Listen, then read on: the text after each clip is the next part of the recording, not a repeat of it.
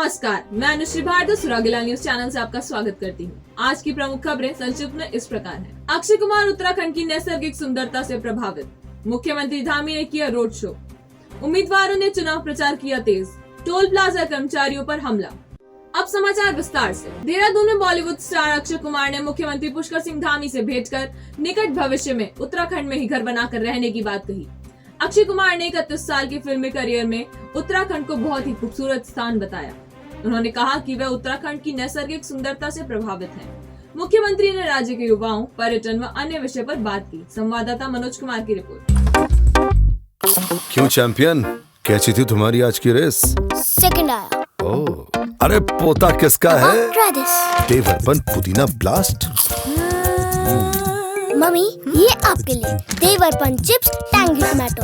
दादाजी, आप ये ट्राई करो, देवरपन चिप्स क्रीम अनियन। कितने रनर से रेस में partner? 2। Devarpan crispy crunchy chips. मस्ती से बोल, मस्ती में बोल। उत्तराखंड में मुख्यमंत्री पुष्कर सिंह धामी ने रामनगर में भाजपा उम्मीदवार दीवान सिंह बिष्ट के समर्थन में रोड शो निकाला।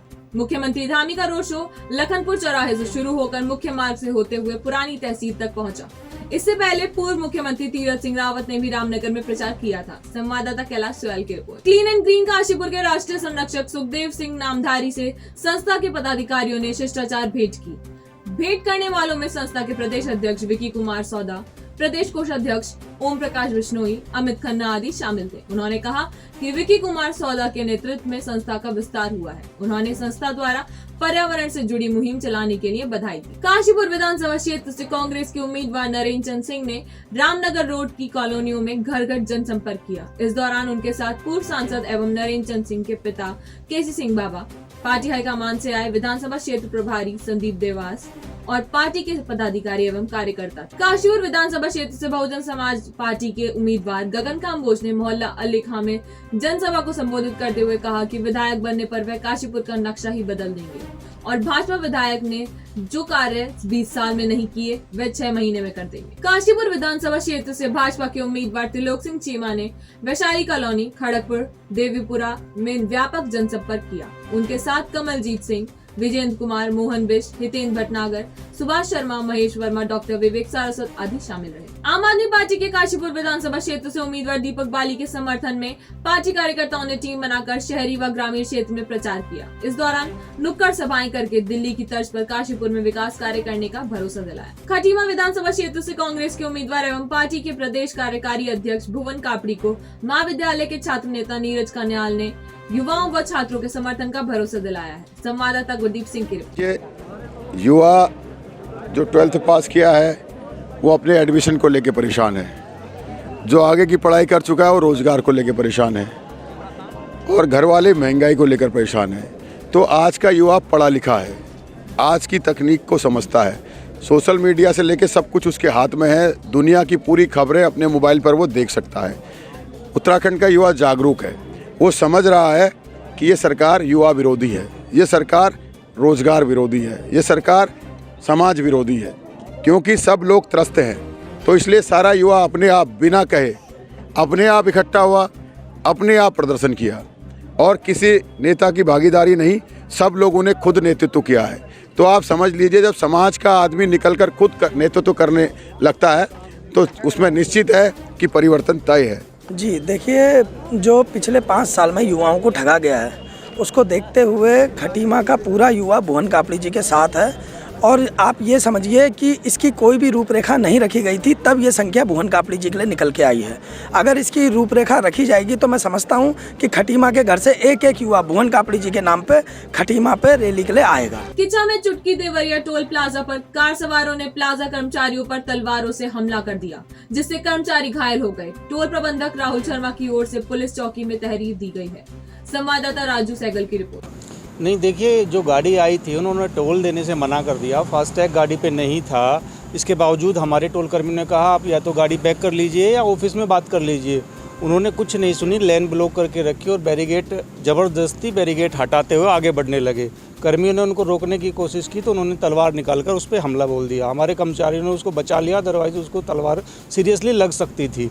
इसके बाद हमने पुलिस को तुरंत ही इन्फॉर्मेशन दे दी और पुलिस वाले आए और उनको लेकर चौकी में चले गए।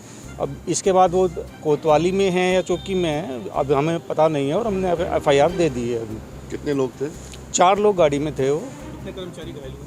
हमारे 2 कर्मचारी घायल हुए हैं, अजय और अरुण, जिनके हाथ में तलवार लगी है, और उनको मेडिकल के लिए भी साथ के साथ भेज दिया गया था। जसपुर में नादेही चीनी मिल 5 दिन से बंद है। आक्रोशित किसानों ने भारतीय किसान यूनियन के बैनर तले धरना शुरू कर दिया। किसानों ने चेतावनी दी कि मिल नहीं खुली तो गन्ना नेशनल हाईवे पर डाल देंगे। संवाददाता दीपक चौहान की रिपोर्ट। मिल इन्होंने बंद कर रखी है, किसानों का गन्ना नहीं लिया जा रहा, जिसकी वजह से रोड भी काफ़ी जाम हो रही है। जसपुर तक ट्रालियाँ पहुँचने को तैयार हो गई हैं, और रोज़ एक झूठा आश्वासन की तरफ से दिया जा रहा है कि 8 बजे 9 बजे, पता नहीं इनका समय लेट चल रहा है या किसानों की घड़ी एडवांस हो गई है, हमें ये नहीं समझ आ रहा। और आज हम वार्ता करने के लिए यहाँ पहुँचे हैं तो इनके अधिकारी दीवारें कूद के यहाँ से भागे हैं किसानों को देखकर। भाई क्या है, गुंडे मवाली हैं जो इन्हें देख कर ये लोग भाग रहे हैं? मतलब कोई आश्वासन नहीं दिया जा रहा, और इस मिल को बंद करने के कगार पे इन लोगों ने पहुँचा दिया है। और हमारी अगर ये मांग जल्द से जल्द ना पूरी हुई, आज शाम तक मिल ना चली, तो कल सुबह को किसान अपना गन्ना नेशनल हाईवे पर डालेगा, और फिर इसकी जवाबदारी मिल प्रशासन की और सब लोगों की होगी, उच्च अधिकारी। काशीपुर कोतवाली में ग्राम चौकीदारों को पहचान पत्र और ट्रैक सूट दिए गए। विधानसभा चुनाव में शांति व्यवस्था बनाए रखने और बूथों पर ड्यूटी का प्रशिक्षण दिया गया। तो आप अभी समझ रही है, लेकिन आपको हमें देनी ही चाहिए। आप चुनाव से पहले दे देंगे, ठीक है, लेकिन उसका रिजल्ट मिलना चाहिए। ध्यान रखना। चौकीदार का मतलब हुआ कि आप हमारे गाँव में हमारे एक प्रतिनिधि, हालांकि प्रतिनिधि आप वहाँ, जैसे मैंने पहले आपकी मीटिंग ली थी कि आपने एक चीज गाँव में बुराई हो रही है, उनकी बुराई हो रही है, उनकी अच्छा हो रहा है, सबसे हमें शेयर कर दी, ठीक है। आप लोगों को मतलब बुराई के साथ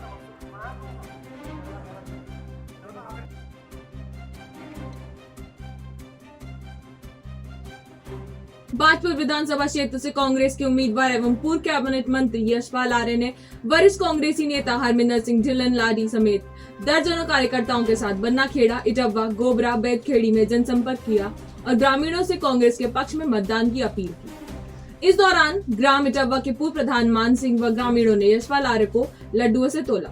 हरमिंदर सिंह ढिल्लन लाडी ने कहा कि विकास पुरुष यशपाल आर्य चुनाव जीतने के बाद बाजपुर को स्विट्जरलैंड बना देंगे। उन्होंने यह भी कहा कि यशपाल आर्य इस बार 30,000 से अधिक मतों से जीतकर रिकॉर्ड बनाएंगे। इस अवसर पर काशीपुर के पूर्व ब्लॉक प्रमुख गुरमुख सिंह, बाबा झलन, नवदीप कंग आदि मौजूद रहे। हमें अपना नाम बताइए। सतनाम सिंह, एडवोकेट, प्रधानपति, ग्राम पंचायत इटव्वा। तो यहाँ पर इस वक्त इटव्वा में इस वक्त कौन सी पार्टी की लहर है? इटव्वा में विकास पुरुष माननीय श्री यशपाल आर्य जी, इन्होंने यहाँ सड़कों के जाल बिछाए हैं और इस समय कांग्रेस पार्टी से प्रत्याशी हैं, उन्हीं की लहर है। बहुत अच्छा चल रहा है उनका। तो यहाँ पर करीब कितने वोट्स हैं? ग्राम पंचायत इटव्वा में 1200 वोटर हैं। 1200 वोटर हैं, उसमें बहुत अच्छी स्थिति है माननीय मंत्री जी की। तो फिर भी अगर हम एक आंकड़ा लगाएं तो 1200 में से आपके हिसाब से कितने वोट कांग्रेस पार्टी को मिलेंगे? कांग्रेस पार्टी को 700 प्लस हैं। का नाम चरण कौर मैम। इस बार कौन सी पार्टी की लहर जनता में दिख रही है?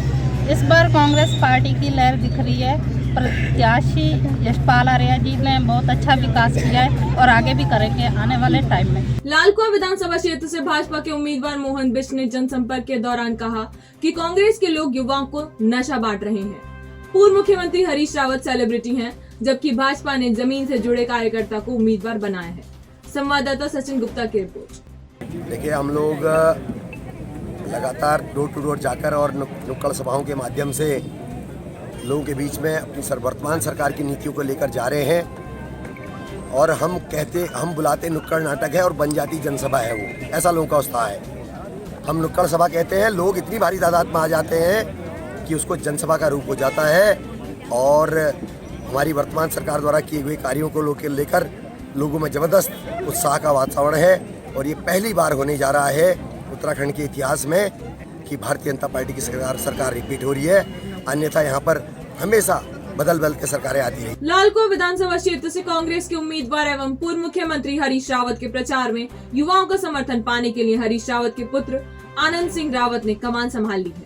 आनंद सिंह रावत ने कहा कि कांग्रेस ही युवाओं को रोजगार दिला सकती है।